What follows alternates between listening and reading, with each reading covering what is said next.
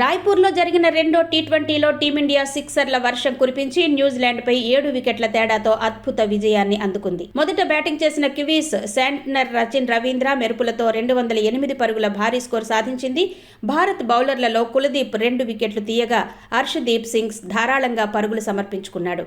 బుమ్రాకు విశ్రాంతినిచ్చి హర్షిత్ రాణాను ఆడించిన ఈ మ్యాచ్లో కివీస్ బ్యాటర్లు ఆరంభం నుంచే భారత బౌలర్లపై విరుచుకుపడ్డారు. అనంతరం 209 పరుగుల భారీ లక్ష్యంతో బరిలోకి దిగిన భారత్కు ఆదిలోనే షాక్ తగిలింది. సంజు శాంసన్ 6, అభిషేక్ శర్మ 0 త్వరగానే పివిలియన్ చేరడంతో స్కోరు 2 ఓవర్లకు 6-2గా నమోదైంది. అయితే ఆ తర్వాత ఇషాన్ కిషన్ సునామీ ఇన్నింగ్స్తో మ్యాచ్ స్వరూపాన్నే మార్చేశాడు.